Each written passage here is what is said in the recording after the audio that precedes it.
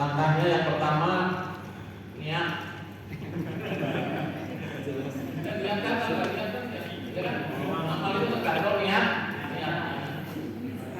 Syukur tak jadi. Kalau nggak niat ya nggak jadi. Ya kan kita itu kadang-kadang banyak persoalan, tapi bukan mikir. Ya enggak? Lah, pusing. Gawe-gawe rumah tinggal balik itu mah rampung. Beda dengan orang yang memang senang. Padahal kita makhluk yang supaya berpikir.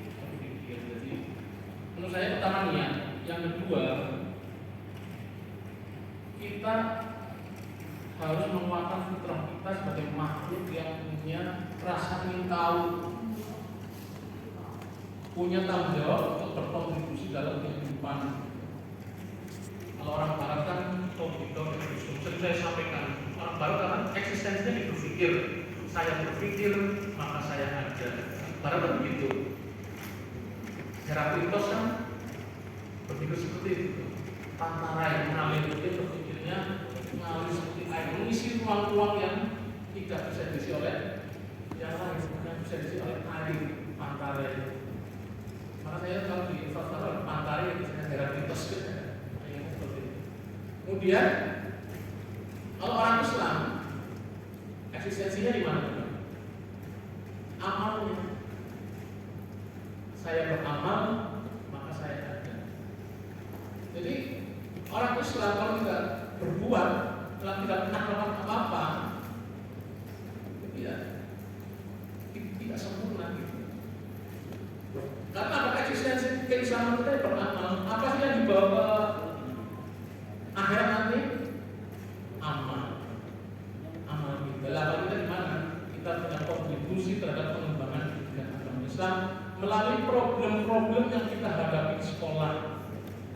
Coba Bapak sekalian, saya punya masalah ini, dipikirkan, semending-semending dicarikan rujukan,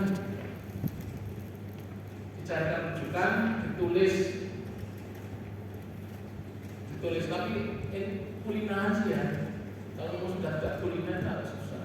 Nah, langkahnya pertama yang kedua kita persoalan-persoalan yang kita hadapi kita identifikasi. Karena biasanya persoalan itu akan muncul di lembaga yang lain, persoalan yang sama. Nah kalau kita mau berbagi, misalkan di SMP kita negara problem mengatasi anak yang enggak belajar ibadah, kan kadang-kadang sholat kan latih koyok-koyok ya. Ada yang sholat jamaah di sekolah? Ada. Ya, kalau wudhu ya kira-kira langsung wudhu atau anak kecil lakukan mana? Kalau ada anak pet waktunya kegiatan rohani langsung wudhu, tertib, diam, kemudian langsung masuk masjid tidak reak. Saya akan ngaji ke sana. Saya akan tulis apa strategi yang digunakan. Karena saya mengalami di SMP Negeri 11 hari itu Mas Anjar itu untungnya di sana gurunya nggak dalam.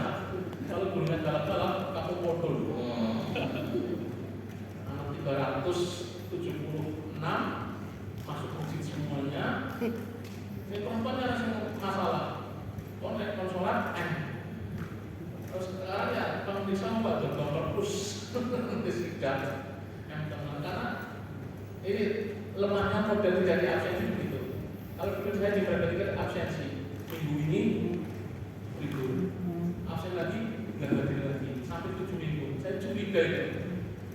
Saya panggil TK anaknya itu, ternyata punya penyakit nggak bisa suci.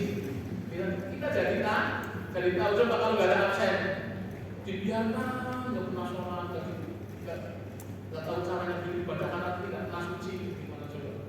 Saya minta dalam gurunya atau muridnya? Gurunya. Saya pikir pernah absen tuh. Ini anak 4 minggu kok nggak pernah 2 bulan.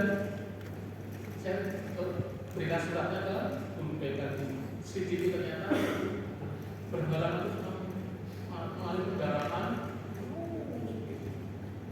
Dia tidak tahu bagaimana kita saya beribadah.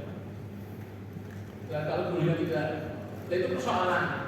Ini monggo nanti yang demikian itu menjadi salah satu bagian memotivasi kita untuk menulis. Menurut saya, ya, kemudian tuangkan masalah diidentifikasi, kemudian cari rujukan yang sesuai. Rujukan artinya cari jalan keluar dengan membaca referensi atau pengalaman di lembaga sekolah yang lain. Karena dengan adanya pengalaman menceritakan, menurut Bandura itu ya sebagai salah satu. Jadi kita nggak perlu belajar lebih banyak itu. Kita hanya mencontoh pengalaman yang sudah dilakukan oleh sekolah lain. Bandura itu senang itu, ya. Jadi peneliti itu senang yang begitu. Ada penelitian, jadikan pembanding, teorinya kita ambil, kita terapkan yang agak berbeda dengan sekolah lain. Treatmentnya itu ditulis, kemudian disimpulkan, dituangkan, dieksplorasi, dibaca ulang, tinggal dirapikan. Jadi langkah-langkahnya mulai dari niat, ada masalah, dicarikan rujukannya dalam teorinya, kemudian kita susun langkah penyelesaiannya, kemudian kita simpulkan dari itu.